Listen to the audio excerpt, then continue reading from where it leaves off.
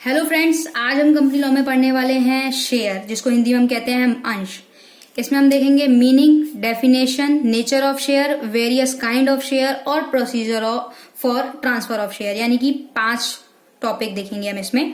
तो पहले मीनिंग की बात करते हैं। तो मीनिंग क्या है, शेयर कहते हैं किसको, हम वही चीज जान लेते हैं। तो शेयर क्या है कि कोई भी कंपनी जब नामपत्र वगैरह जारी करती है, शेयर इशू करती है, ठीक है ना, अपने सब्सक्राइबर को इशू करती है एक नॉमिनल वैल्यू ऑफ शेयर की, और उसमें क्या रहता है, एक पार्ट रहता है, रिक्वायर रहता है, जो कि पे करना होता है। किसके थ्रू? एप्लीकेशन के थ्रू, पहली बात। दूसरी बात ये रहती है कि अलॉटमेंट रहेगा। कैसे रहेगा? या तो आप पेड करोगे, इंस्टॉलमेंट पे करोगे, किस्त में पे करोगे, या अलग अलग समय अंतराल पर एक इंटरवल रहेगा, फिक्स इंटरवल रहेगा, उसके हिसाब से पे करोगे।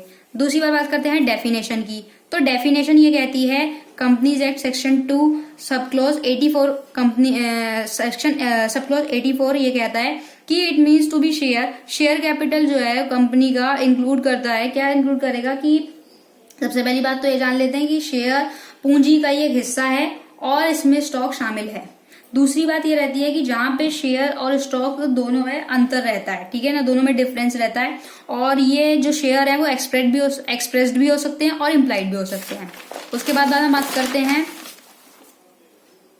हाँ, एक चीज और रहती है कि कैपिटल का एक तो ये छोटा हिस्सा होता है, शेयर और डिबेंचर ये मूवेबल प्रॉपर्टी रहते हैं और ट्रांसफरेबल ही होते हैं, बट तब जब कंपनी का जो एओए है, association of article of association है, उसके अंडर में।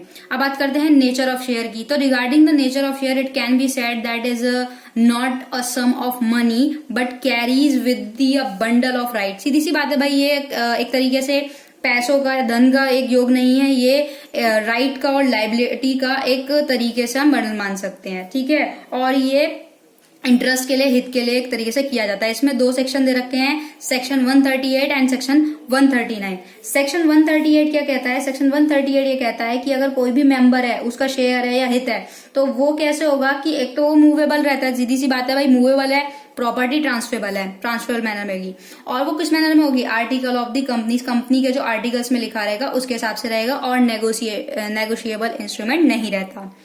अब बात करते हैं 139 की। तो 139 क्या कहता है? 139 ये कहता है कि कंपनी के जो भी प्रत्येक एक शेयर होगा ना, वो उसकी एक उचित संख्या होगी, ठीक है ना, एक उचित संख्या होगी, एक एप्रोप्रिएट नंबर होगा। एप्रोप्रिएट नंबर के साथ क्या होगा कि एप्रोप्रिएट नंबर के साथ अलग किया जाएगा, और क्या होगा कि जो भी निष्पक्ष राय, जो भी धारक वगैरह, जो भी जिसके भी शेयर हैं, वो लागू वहां पे कर सकेगा। Shall apply on the held by the depositor. तो ये चीज है। अब बात करते हैं हम वेरियस काइंड ऑफ शेयर की। शेयर के कितने काइंड्स होते हैं?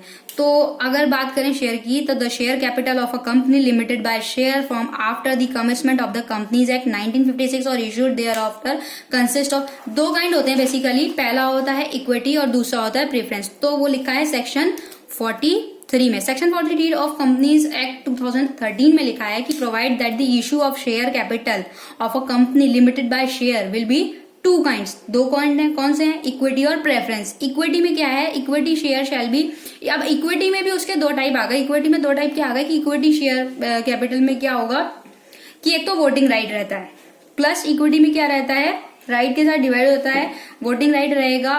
कैसे रहेगा? और सब्जेक्ट जो भी कंडीशन वगैरह रहेंगी प्रिस्क्राइब रहेंगी। कैसे प्रिस्क्राइब रहेंगी? By the central government. वही सीधी सी बात है ना, कंपनीज एक्ट के अकॉर्डिंग ही रहेंगी।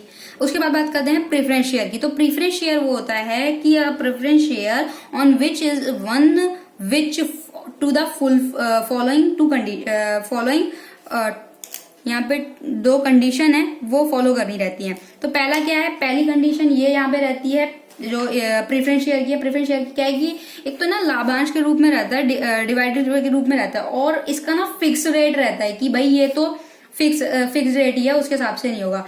प्लस क्या है कि ना ये आयकर के मतलब, या तो ये जो अमाउंट रहेगा उससे मुक्त नहीं हो सकता। ये नहीं बोल सकता कि जो अमाउंट हो गया मैं उससे मुक्त हो जाऊंगा, उससे वो नहीं कह सकता कि मैं नहीं कर सकता। साथ में क्या होता है, विच में आइदर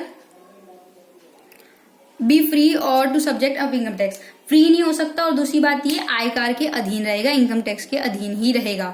दूसरा पॉइंट इसका क्या कहता है कि दूसरा पॉइंट इसका ये कहता है कि जो पूंजी की जो सिक्योरिटी है, प्रतिपूर्ति वगैरह है, उसके साथ क्या होगा अगर समापन हो गया, मान लो वाइंडिंग अप हो रहा है कंपनी का, तो उस केस में क्या होगा, उस केस में जो वाइंडिंग अप के केस में रीपेमेंट ऑफ कैपिटल रहेगा उस केस में क्या रहेगा कि जो पूंजी का पुनः भुगतान का अधिकार यहाँ पे हो जाएगा। ये चीज रहती है कि भाई अगर कंपनी का कभी वाइंडिंग वाली सिचुएशन आती है तो पहले जो रीपेमेंट का ऑप्शन रहेगा वो प्रेफरेंस शेयर वालों को जाएगा। अब बात करते हैं हम काइंड्स की। तो काइंड्स क्या होते हैं इसके?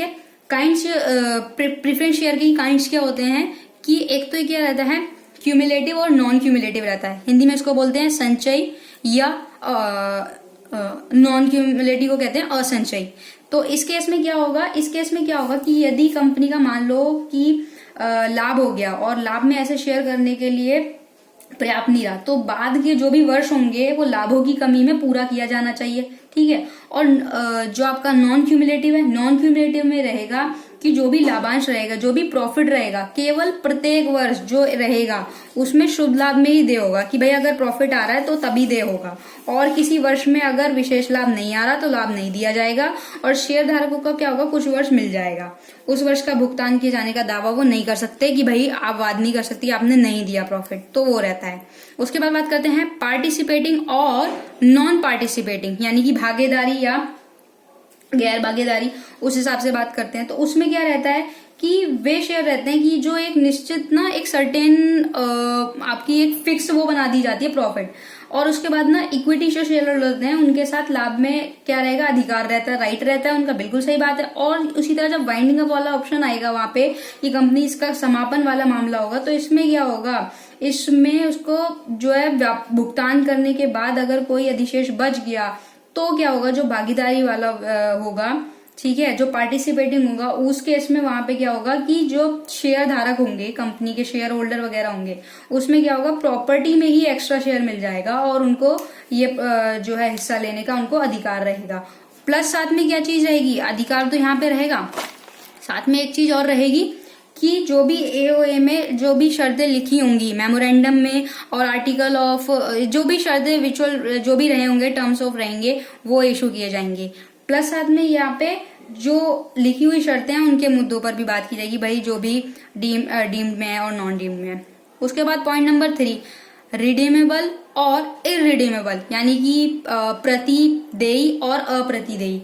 अप्रतिदेयी, प्रतिदेयी, इसमें सेक्शन 55 है of the companies act 2013, empower a company of. इसमें क्या रहता है कि कंपनी को पावर मिल जाती है, क्या पावर मिल जाती है कि अगर आर्टिकल ऑफ एसोसिएशन में या कंपनी के मेमोरेंडम वगैरह में ना कोई ऐसी पावर लिखी गई है तो वो जारी कर सकता है। प्लस क्या रहेगा, जो आपको इशू करने की अथॉरिटी होगी उसका विकल्प ऑप्शन भी कंपनी के पास रहता है, the option of redemption with the company के पास रहेगा, that is the may decide to be pay back, वो डिसाइड कर सकती है कि पे बैक करेगी होल्डर्स को या नहीं करेगी। तो उसमें भी ना उसको डिसीजन लेने के मिल गया। उसके 2 पॉइंट रहते हैं कि वो कौन कौन से 2 पॉइंट है। पहला क्या रहेगा, रिडीम शेयरों को मतलब the preference share to be redeem must be fulfilled paid, पूरी तरीके से भुगतान करना है, ये सब वो देखेगी। दूसरे नंबर पे बात आएगा कि these share can be redeemed only out of the profit of the company which would otherwise available for dividend or out proceed of a fresh issues of share made for the purpose of redemption। इसमें क्या होगा कि company के जो भी लाभ होंगे उसमें से किया जाएगा, और जो पुनः प्राप्ति होगी ना उस पुनः प्राप्ति का जो भी आप इश्यूज वगैरह रहेगा, जो फ्रेश वगैरह रहेगा, नए निर्गमन वगैरह रहेंगे, उनको उपलब्ध कराने की यहाँ पे देखी जाएगी। तो ये इसका यहाँ पे जो भी भुगतान वगैरह होगा इस तरीके से किया जाएगा। और इसका तीसरा पॉइंट क्या रहता है, तीसरा पॉइंट ये रहेगा तीसरे पॉइंट में कि जो भी नया निर्गमन होगा ना उसका जो भी रिडीम ऑप्शन रहेगा, जो भी प्रोसीडिंग वगैरह रहेगा, जो भी फ्रेश इशू वगैरह रहेगा, उसका एक सम एक इक्वल जो राशि होगा उसके बराबर रहेगा, नॉमिनल जो एक अमाउंट रहेगा ना उसके बराबर रहेगा। और रिडीम शैल बी ट्रांसफर, जो भी रिडीम रहेगा उसको ट्रांसफर कर सकते हैं प्रॉफिट को which would otherwise have been available for dividend to the capital redemption. तो जो भी रिडिम्पशन वगैरह रहेगा वो रिजर्व रह हो जाएगा। उसके बाद बात करते हैं हम 4th पॉइंट की, कन्वर्टेबल और नॉन कन्वर्टेबल, यानी कि परिवर्तनीय और अपरिवर्तनीय। तो परिवर्तनीय और अपरिवर्तनीय में क्या है, अपरिवर्तनीय और अपरिवर्तनीय में यह है कि जो भी धारक होंगे, जो भी शेयर होल्डर होंगे, ठीक है ना, वो कन्वर्टेबल प्रेफरेंस शेयर रहेंगे, उनको राइट दे दिया जाएगा उनकी प्रेफरेंस के हिसाब से। और जो शेयर होंगे उनका एक ordinary equity share specific period या एक स्पेसिफिक टाइम, मतलब या तो टाइम मानेंगे या एक स्पेसिफिक डेट होगी, उसके अंडर में ही उसको परिवर्तन जो है उसको चेंज करने का राइट मिलता है यहाँ पे, और उसको वो साथ में ले सकती है। सच नॉन एज, मतलब वो चेंज नहीं कर सकती है, एक स्पेसिफिक टाइम रहेगा या स्पेसिफिक डेट रहेगी, अगर वो तब चेंज हो जाएगा तब हो सकता है, अदरवाइज वो नहीं होता। उसके बाद बात करते हैं लास्ट पॉइंट की, पॉइंट नंबर 5 की प्रोसीजर क्या है, procedure for transfer of share. क्या प्रोसीजर है, तो सेक्शन 56 में इसका पूरा प्रोसीजर दिया हुआ है कि जब तक ट्रांसफर उसकी ओर से, या तो जो ट्रांसफर कर रहा है उसकी ओर से या उसके बिहाफ पे, ठीक है, या उसने कोई ऐसा किया है तो उस व्यक्ति को जो ट्रांसफर करेगा उसमें जो ट्रांसफरर होगा, ठीक है ना, जो ट्रांसफर होगा उसका नेम, एड्रेस, ऑक्यूपेशन अगर है तो, या फिर ट्रांसफर भी की क्या करेगा, जो भी कोई अगर प्रमाण पत्र या व्यवसाय वगैरह है तो वो करेगा, और शेयर व्यवसाय वगैरह दिया हुआ है वो सब चीज देगा, प्लस जो कंपनी के शेयर से संबंधित जितने भी डॉक्यूमेंट रहेंगे वो भी वो देगा। और इसमें एक चीज और देखने वाली है कि शेयर में क्या है, अलॉटमेंट के साथ कंपनी का अंतरण पंजीकरण नहीं करेगा, और साथ में ये भी है कि अगर आपके पास कोई वैलिड रीजन नहीं है कि आप क्यों ट्रांसफर शेयर कर रहे हो, वैलिड रीजन नहीं है, अगर आपके पास वैलिड रीजन नहीं है, बिना कारण से एवं शेयर ट्रांसफर कर दो तो आप नहीं कर सकते। दूसरी बात ये कि ट्रांसफर जब तक इनकम्प्लीट माना जाएगा जब तक कि वो रजिस्टर्ड नहीं हो जाता। अगर वो रजिस्टर्ड नहीं हुआ है तो वो शेयर किसके कहलाएंगे, वो शेयर उसी के ही कहलाएंगे जो ट्रांसफरी, मान लो ए है और बी है, ए ने बी को अपने ट्रांसफर शेयर जो है ट्रांसफर कर दिए। अब क्या हुआ, जब ए ने बी को अपने ट्रांसफर जो शेयर है वो ट्रांसफर कर दिए, वो रजिस्टर्ड नहीं हुए, तो उस केस में जब वो रजिस्टर्ड नहीं हुए, पूरा डॉक्यूमेंट पूरा प्रोसीजर फुलफिल नहीं हुआ, जब वो वहां पे रजिस्टर्ड नहीं हुए, तो उस केस में क्या होगा, उस केस में ए ही जो है वो शेयर का वो उन शेयर का शेयर होल्डर कहलाएगा, बी नहीं कहलाएगा। और भुगतान की गई जो भी राशि होगी, और हाँ ये लीगल होगा, भले अगर डॉक्यूमेंट नहीं मिल रहा तो ए ही रहेगा, ऐसा नहीं कि वो बी को बना देंगे। तो ये भुगतान की गई अगर राशि नहीं दी है तो उसके लिए वही व्यक्ति दायी होगा। तो आज आई होप आपको ये शेयर वाला टॉपिक कंप्लीट हुआ होगा, आपको समझ आया होगा। तो वीडियो को लाइक कीजिएगा, शेयर कीजिएगा एंड चैनल को सब्सक्राइब कीजिएगा। Thank you so much.